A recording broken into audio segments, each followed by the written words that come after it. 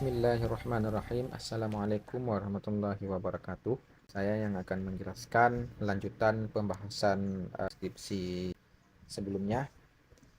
Sebagaimana telah kita ketahui bahwa di tutorial selanjutnya kita telah menjelaskan bahwa untuk melihat normalitas secara pengamatan itu dapat dilihat melalui gambar PP plot regression standardized residual, yaitu di mana jika sebaran data tidak menyebar terlalu jauh dari garis regresi, itu menandakan bahwa data berdistribusi normal, sebagaimana di hasil penelitian ini bahwa distribusi datanya tidak terlalu jauh dari garis regresi. Sedangkan jika nilai regresinya ataupun distribusi penyebaran data ini terlalu jauh, misalnya melenceng ke kiri atau ke kanan, itu tidak terjadi data yang normal, artinya datanya tidak normal. Sedangkan yang kita harapkan adalah data normal. Akan tetapi menurut beberapa pendapat pakar ahli seperti Prof. Ferdinand ataupun Prof. Ghazali, pengamatan data menggunakan PP plot ini masih menimbulkan polemik, artinya belum akurat. Masih banyak perbedaan pendapat. Ada yang mengatakan bahwa tidak boleh sama sekali penyebaran data ini melenceng dari garis regresi. Ada juga yang mengatakan asal tidak terlalu jauh. Nah, untuk itu maka kita membuktikan atau kita memperkuat pengujian hipotesis normalitas secara statistik, yaitu melalui uji one sample Kolmogorov-Smirnov. Ya kan? One sample Kolmogorov-Smirnov test. Nah, dikatakan normal jika memiliki nilai asim signifikan to tell.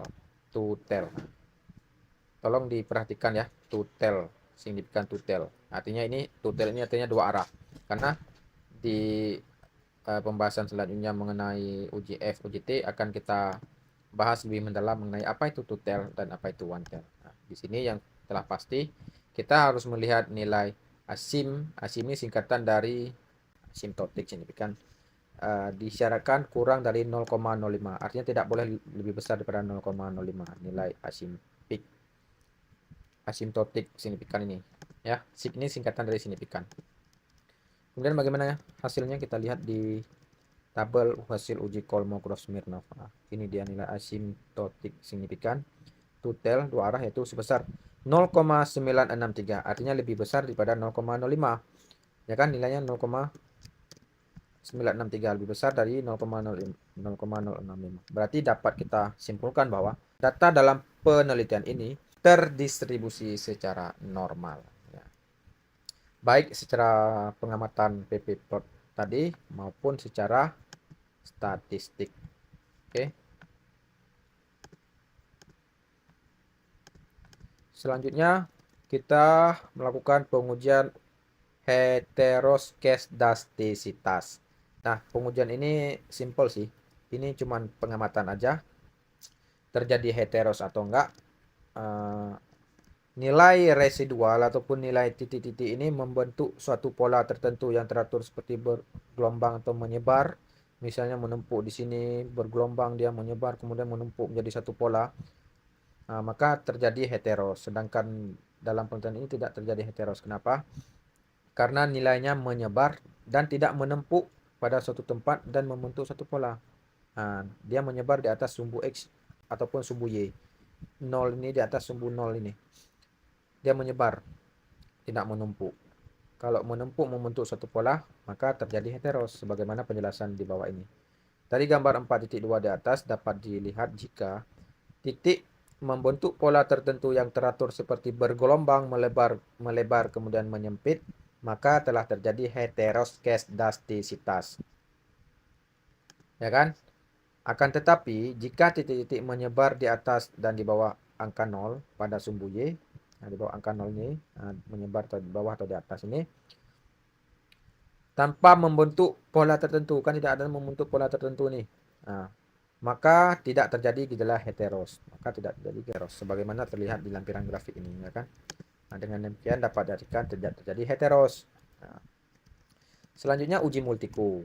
Uji multiku ini dapat diketahui melalui nilai varian inflation factor ataupun nilai FIF dan nilai tolerance. Nilai varian inflation factor ataupun nilai FIF diharapkan lebih kecil daripada 10. Tapi jika nilainya lebih besar daripada 10, kemudian nilai toleran kurang dari 10, maka terjadi multico. Tetapi jika nilai FIF-nya kurang dari 10 dan nilai toleran lebih besar daripada 0,1, maka dapat disimpulkan tidak terjadi multico. Hasilnya dapat kita ketahui di bawah ini, yaitu pada tabel 4.9.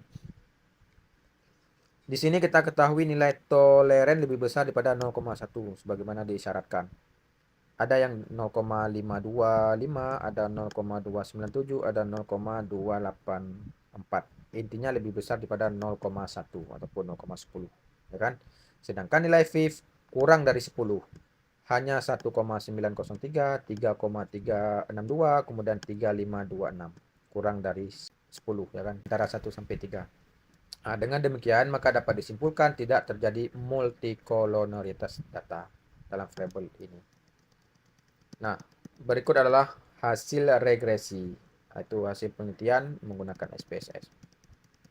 Di sini ada 1, 2, 3, 4, 5, 6, 7, 8 kolom. Sedangkan kolom yang 7 dan 8 ini sudah kita bahas di atas, toleran dan FIF, ya. Yang ingin kita bahas yaitu kolom yang pertama model dan kolom yang kedua. Sedangkan kolom standar des tidak kita bahas. Kenapa? Karena kita melakukan pengujian hipotesis secara langsung. Artinya tidak ada hipotesis tidak langsung ataupun mediasi, ada variability yang tengahnya. Maka kita menggunakan unstandardized. Unstandardized di sini kita menggunakan nilai beta.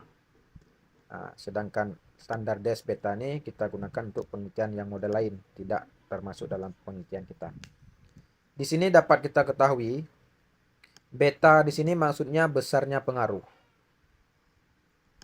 Di model ini ada 4 baris. Yang pertama, baris pertama yaitu adalah konstanta dengan beta 1,310 yang menandakan bahwa ketika terjadi perubahan kemampuan kerja, kepuasan kerja, motivasi kerja, maka nilai tetapnya seperti ini, yaitu 1,310. Sedangkan jika terjadi 1% aja perubahan kemampuan kerja, ya kan, maka akan mempengaruhi kinerja sebesar 1. Di sini kan titik ini kan berarti 0,175. Kalau diakumulasikan jadi 17,5%. Itu 0,175 dikali 100 sama dengan 17,5%. Sedangkan kemampuan kerja 50,3%. Sedangkan motivasi 30,1%. Artinya kemampuan kerja, kepuasan kerja, motivasi kerja berpengaruh terhadap kinerja.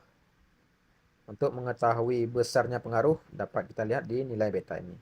Nah, di sini kita ketahui bahwa kepuasan kerja memiliki pengaruh yang paling besar, ya kan? Kenapa? Karena besarnya lebih dari kemampuan kerja dan motivasi kerja, yaitu 50,3%. Nah, untuk membuktikan benar atau tidaknya berpengaruh signifikan, maka nanti kita melakukan perbandingan uji T hitung. Uji yang ini nilai T hitungnya dan ini signifikannya. Signifikan di sini diharapkan kurang dari 0,05. Ya kan, sedangkan di sini kan signifikan semua nih, karena di bawah 0,05 semua. Paling tinggi 0,028. Kan masih kurang daripada 0,05. Artinya semua variabel ini berpengaruh signifikan terhadap kinerja karyawan. Cuman untuk lebih jelasnya kita perbandingkan nilai T hitung dengan T tabel. Walaupun pada kenyataannya kalau nilai ini sudah signifikan, ya kan, sudah di bawah 0,05, otomatis nilai T tabel pasti lebih besar. Begitu juga uji hipotesis F. Kalau nilainya signifikan, otomatis lebih besar, ya kan? Tapi untuk memperkuat bolehlah kita menggunakan uji T tabel ataupun F tabel. Sebetulnya itu digunakan oleh orang-orang terdahulu sebelum adanya SPSS. Ini pembahasan mengenai nilai konstanta yang tadi. Pembahasan mengenai nilai beta berapa besar pengaruhnya dapat dibaca-baca sendiri ya. Ini tinggal baca aja nih, seperti yang saya jelaskan tadi. Nah, sedangkan di sini ada penjelasan mengenai korelasi R dan determinasi R kuadrat. Nah, kuadrat itu determinasi, sedangkan R korelasi. Nah, ini R ini menandakan korelasi, besarnya hubungan, ya kan? Hubungan, kalau R hubungan. Sedangkan R square itu R kuadrat, menandakan besarnya pengaruh, koefisien determinasinya berapa besar pengaruhnya. Pengaruh di sini adalah pengaruh secara simultan, yaitu pengaruh kemampuan kerja, kepuasan kerja, dan motivasi kerja terhadap kinerja. Ketiga-tiganya ini digabungkan menjadi satu, yaitu berapa besar pengaruhnya. Nah, sedangkan korelasi ini berapa besar hubungan model yang kita bangun, hubungannya bagus atau enggak. Bagus enggak kita menggunakan kemampuan kerja, kepuasan kerja, motivasi kerja untuk menjelaskan kinerja. Nah, untuk mengetahui besarnya hubungan ataupun korelasi R, itu menurut Sugiono sudah diinterpretasikan koefisiennya. Misalnya, untuk angka 0,001 sampai dengan 0,199 itu menandakan sangat rendah. Kemudian 0,20 sampai dengan 0,399 itu rendah. 0,40 sampai dengan 0,599 sedang, 0,60, 0,77, 0,799 kuat, dan 0,80 sampai dengan 1,00 itu sangat kuat. Artinya semakin besar nilainya mendekati 1, maka semakin bagus model menjelaskan pengaruh masing-masing terhadap kinerja, ya kan? Nah, sedangkan untuk R, koefisien determinasi, besarnya pengaruh terhadap variabel kinerja, berapa besar dipengaruhi oleh ketiga variabel tersebut, dan sisanya berapa besar dipengaruhi oleh variabel lain yang tidak kita teliti. Rumusnya KD kali 100. KD ini kita ketahui nanti dari hasilnya di kolom ini. Nah, nilai ini KD namanya. Ini nanti dikali 100 berapa besar pengaruhnya. Ya kan? Sebenarnya simpel aja sih. 0,873 kali 100 otomatis 87,3, ya kan? Sedangkan ini nilainya 935. 935 berada di sini kan, di E ini kan. Berarti sangat kuat. Artinya sangat kuat hubungan antara kemampuan kerja, kepuasan kerja, dan motivasi kerja terhadap kinerja karyawan tergolong sangat kuat karena nilainya sebesar 0,95 mendekati 1,00. Nah, sedangkan R square untuk koefisien determinasi yaitu sebesar 0,873 ataupun 87,3%. Nah, 87,3% kali 100. Oh, 0,873 kali 100. Rumusnya kan KD kali 100 kan? Berarti 87,3%. Nah, maka sisa dari 100% kurang 87,3% adalah 12,7%. Artinya, kemampuan kerja, kepuasan kerja, dan motivasi kerja berpengaruh secara bersama-sama terhadap kinerja sebesar 87,3%.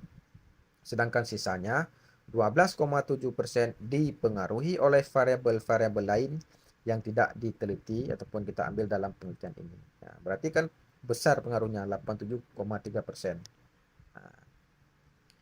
Nah, sebagaimana telah kita ketahui bahwa secara bersama-sama yaitu kemampuan kerja, kepuasan kerja, dan motivasi kerja berpengaruh terhadap kinerja sebesar 87,3%. Itu perlu dilakukan pembuktian lagi. Melalui apa pembuktiannya? Yaitu melalui uji F atau uji hipotesis simultan. Ini besarnya pengaruh, tapi benar atau enggaknya ada pengaruh, kita uji F. Nah, uji F di sini maksudnya adalah pengujian secara simultan ataupun secara keseluruhan ataupun secara bersama-sama terhadap variabel kemampuan kerja, kepuasan kerja, dan motivasi kerja terhadap kinerja. Nah, apabila nilai F hitung lebih besar daripada T tabel, maka menerima HA, yaitu adanya pengaruh. Sedangkan jika F hitung kurang daripada F tabel, maka menolak HA, artinya tidak ada pengaruh. Nah, nilai F tabel dapat kita ketahui di kolom sebelah kanan ini, yaitu kolom 1, 2, 3, 4, 5 ya. Nilai F tabel kita ketahui 94,229. Nah, dari hasil uji hipotesis secara simultan atau keseluruhan diketahui nilai F hitung ini dari hasil output SPSS ya kan. Sedangkan F tabel dihitung dengan rumus Excel, ya, dengan tingkat signifikan 0,05 yaitu sebesar 2,833. Bagaimana kita mengetahui nilai F tabel? Kita bisa menggunakan rumus Excel, bisa juga menggunakan F tabel. Sebelum kita melihat F tabel, kita perlu mempelajari dulu cara melihat nilai F tabel. Caranya, bagaimana melihat nilai F tabel?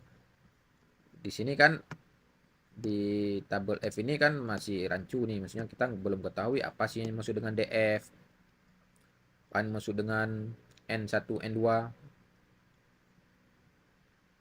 Nah, ini pembilang, penyebut. Apa yang maksud dengan pembilang, apa yang maksud dengan penyebut kan belum kita ketahui.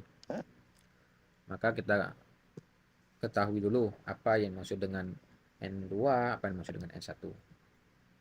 Di sini sudah saya buat rangkuman mengenai cara melihat F tabel.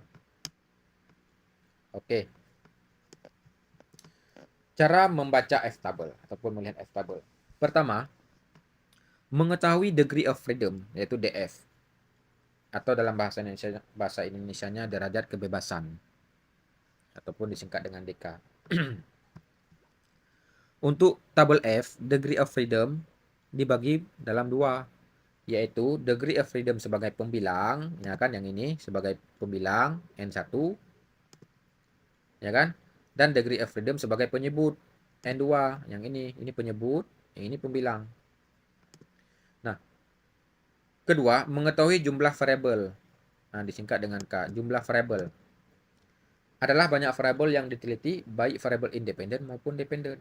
Nah, baik variabel motivasi kerja, kemampuan kerja, kepuasan kerja, maupun kinerja. Nah, ini kan independen kita ada 3 dan dependen ada 1, itu berarti ada 4 ya kan, K-nya kan. Sudah jelas ya. Ketiga, mengetahui jumlah sampel ataupun responden. Responden kita berjumlah 45 ya. Keempat, menentukan taraf signifikan, P value ataupun signifikan. Kita menggunakan signifikannya 0,05 ataupun 5% tingkat kesalahannya. Kalau 5% tingkat kesalahannya berarti betulnya 95% kan dari 100%. Berarti 95% betul sudah dapat diterima. Yang boleh salah hanya 5% ataupun 0,05. Rumus degree of freedom dicari dengan rumus sebagai berikut. DF ataupun N1 pembilang, K kurang 1. K adalah jumlah variabel 4. DF N2 yaitu penyebut, N kurang K. N kurang K. Nah, ini. N banyaknya variabel, O banyaknya sampel yaitu 45. K banyaknya variabel. K4 N45. Nah, maka K4 N45 pada tingkat signifikan 0,05 ataupun 5% ya kan. Maka DF N1 ataupun pembilang K kurang 1 jadi 4 kurang 1 sama dengan 3, dan penyebut N2 N kurang 1 jadi N kurang K jadi 45 kurang 4 41. Maka dapat disimpulkan N1 adalah 3 dan N2 adalah 41. N1 pembilang, N2 penyebut. Penyebut. Nah, selanjutnya baru kita lihat di tabel F. Pembilang sama dengan N1 yaitu 3. Berarti kita lihat di kolom ketiga, ya kan? Pembilang kolom ketiga. Ingat ya, kolom ketiga. 1 2 3 kolom ketiga. Penyebut N2 yaitu 41. 41 ini 46, berarti kita naikkan ke atas lagi. Naikkan ke atas. Oke, 41. Wah, 41. Berarti di kolom ketiga kan? 1 2 3. Maka nilainya sebesar, nilai F-nya sebesar 2,83. Coba kita cek betul apa enggak 2,83. 2,833. Oh ya, yang ini sudah dibulatkan lagi ya. Jadi 2,83. Nah, untuk membuktikan kita coba cek, cross check dengan rumus Excel. Bagaimana caranya? Kita buka Excel. Kita klik dulu sama dengan, kemudian kita tekan rumus VN, ini yang bawah nih, VNV, ya kan? Probabilitasnya. Probabilitas sebagaimana kita ketahui yaitu 0,05. Kemudian degree of freedom 1 yaitu DF1. DF1 ini. Nah, DF1 pembilang 3, sedangkan penyebut 41. Berarti 3 41. DF1 3, kemudian DF2 41. Tutup kurung. Nah, 2,8327 kita bulatkan jadi 2,833. Kalau di sini sudah dibulatkan lagi. Nah, gini dia, 2,83. Berarti sudah betul. F tabelnya 2,833. Karena nilai F hitung lebih besar daripada F tabel atau 94,229 lebih besar daripada 2,833, maka dapat disimpulkan bahwa kemampuan kerja, kepuasan kerja, dan motivasi kerja mempengaruhi secara bersama-sama ataupun simultan terhadap kinerja karyawan. Atau dengan kata lain, menerima HA dan menolak H0. Oke. Berarti sudah jelas. Di sini sudah kita ketahui bagaimana cara melihat F tabel dan apa hasilnya, ya kan? Berarti secara bersama-sama ataupun secara simultan, ketiga variabel independen yang kita teliti berpengaruh terhadap kinerja. Nah, selanjutnya pembuktian secara parsial, yaitu secara satu persatu. Kepuasan kerja berpengaruh atau enggak, motivasi kerja berpengaruh atau enggak, kemampuan kerja berpengaruh atau tidaknya, dapat kita melihat dari perbandingan nilai T hitung dengan T tabel juga. Jika nilai T hitung lebih besar daripada T tabel, maka menjadi HA, artinya ada pengaruh. Dan jika T hitung kurang dari T tabel, itu menandakan menerima HO, artinya tidak ada pengaruh secara parsial. Nah, untuk melihat T tabel, sebetulnya T tabel ini juga dapat kita cari menggunakan rumus Excel. Akan tetapi, saya coba menjelaskan terlebih dahulu bagaimana melihat tabelnya secara manual. Di sini kan ada DF, kemudian ada PR. Apa sih yang dimaksud dengan PR nih? PR ini singkatan dari probabilitas. Sedangkan DF ini yaitu degree of freedom, banyaknya sampel. Rumus DF-nya N kurang K, artinya banyaknya sampel dikurang dengan jumlah variabel. Banyaknya sampel kita adalah 45, kemudian variabel kita ada 4. Berarti 45 kurang 4, sebagaimana telah kita cari tadi di F hitung, 41 ya kan? 41 berarti di 41 DF-nya. Sedangkan PR ini terbagi dua. Ada one tail, ada two tail. Sebagaimana yang telah saya tekankan tadi di permulaannya. One tail dengan two tail. One tail maksudnya satu arah. Sedangkan two tail dua arah. Kalau one tail kita lihat di atas ini. Sedangkan two tail di bawah ini. Nah, apa sih ini maksud dengan one tail dengan two tail? Nah, mari kita simak penjelasannya yang telah saya ringkas. Nah, di sini cara membaca T-tabel, ya kan? Dalam pengujian hipotesis, untuk model regresi, derajat kebebasan ditentukan dengan rumus N kurang K. Nah, N banyaknya sampel, K banyaknya variabel. N kurang K berarti 45 kurang 4, berarti 41 ya kan? Sebagaimana telah saya jelaskan tadi. Keterangan, nah, N banyaknya sampel, K banyaknya variabel, sedangkan derajat kebebasan ataupun PR ini kan probabilitas. Nah, ini dia PR probabilitas. 0,05. Ya kan? PR atau probabilitas signifikan dibagi menjadi dua, yaitu probabilitas satu arah, ya kan? Satu arah atau satu sisi disebut dengan one tail, dan probabilitas dua arah disebut dengan two tail. Lalu apa yang dimaksud dengan probabilitas satu arah dan dua arah? Pengujian satu arah dan dua arah tergantung pada perumusan hipotesis yang kita ajukan di penelitian kita, deskripsi kita. Misalnya nih, kalau hipotesis pertamanya, kemampuan kerja berpengaruh positif terhadap kinerja pegawai. Di sini kan ada penekanan kata-kata positif. Nah, sedangkan contoh lainnya misalnya kemampuan kerja berpengaruh negatif. Di sini juga ada penekanan kata negatif. Artinya satu arah. Positif satu arah, kemudian negatif satu arah. Di sini tidak ada bahasa umumnya. Nah, sedangkan dalam penelitian kita, rumus hipotesisnya seperti ini. Diduga kemampuan kerja berpengaruh signifikan. Tidak ada kata positif ataupun negatif, tapi signifikan. Karena positif bisa signifikan, negatif juga harus signifikan, ya kan? Kemampuan kerja berpengaruh signifikan terhadap secara parsial ataupun satu persatu terhadap kinerja karyawan. Berarti di sini tergolong dalam two tail bukan one tail. Ya kan? Karena kalau one tail satu arah itu ada penekanan kata positif ataupun negatif. Nah, jika hipotesis berbunyi, ini contoh untuk one tail ya, terdapat pengaruh kemampuan kerja secara signifikan terhadap kinerja pegawainya, seperti hipotesis kita.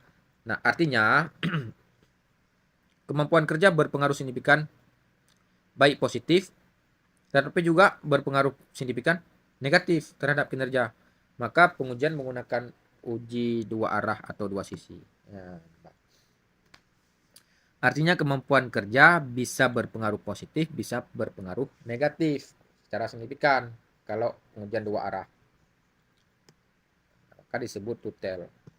Kalau kita melakukan pengujian satu arah, maka tabel T terlihat pada judul kolom bagian paling atas. Ini dia. Kalau satu arah. Sedangkan kita dua arah, maka kita fokus di baris kedua ini. DF setelah kita ketahui yaitu 41 ya kan. Dari rumus N kurang K. 45 kurang 4 berarti 41. Berarti 0,05 di mana nih? 0,05 pada tutel pada dua arah kan. Nah, ini dia 0,050, 0,005 sama juga dia. Berarti nilainya 2,019. Coba kita cek nih. Di uji F nih apa di uji T apakah udah betul nih? Kayaknya salah nih.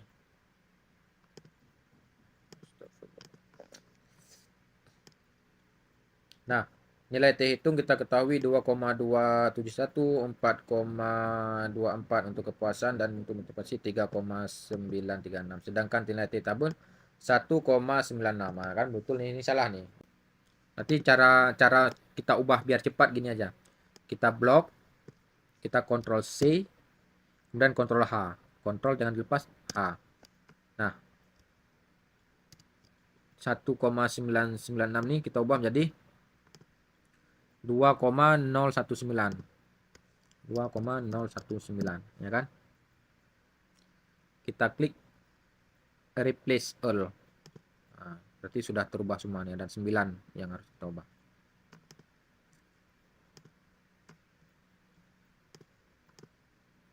Nah, jadi maka berubah semuanya 2,199. Nah, oleh karena nilai T hitung lebih besar daripada T tabel dan signifikan di bawah 0,05, berarti kemampuan kerja berpengaruh signifikan terhadap kinerja, kepuasan kerja berpengaruh signifikan terhadap kinerja, motivasi kerja berpengaruh signifikan terhadap kinerja. Besarnya pengaruh kita ketahui dari nilai beta, bukan dari ini. Ini cuma untuk perbandingan aja. Besarnya pengaruh kita ketahui dari nilai beta yang ini. Nilai beta mana dia? Nah, dari ini. Yang paling besar pengaruh adalah kepuasan kerja, yaitu sebesar 5,03. Kemudian nilai T tabel sebagaimana kita jelaskan tadi bahwa dapat juga dicari melalui Excel. Bagaimana cara mencari nilai T tabel melalui Excel? Ini untuk pembuktian apakah betul 2,019. Kita buka Excel, kita klik sama dengan kita ketik tin V. Ya, ini dia. Probabilitas 0,05. Sedangkan degree of freedom DF-nya kita ketahui tadi 41 ya kan. Ini dia kan 41 kan. Berarti 41. Nah, 2,195 ya kan. Ini dia kan. 2,19. Kita ambil tadi berapa? 2,19 ya kan. Udah betul. Nah, 2,19. Ya, baiklah, sampai di sini penjelasan saya. Mudah-mudahan ini bermanfaat untuk adik-adik semua dan tentunya bermanfaat untuk saya sendiri juga. Terima kasih atas segala perhatian. Mohon maaf atas segala kekurangan. Hadanallahu wa iyyakum ajma'in. Wassalamualaikum warahmatullahi wabarakatuh.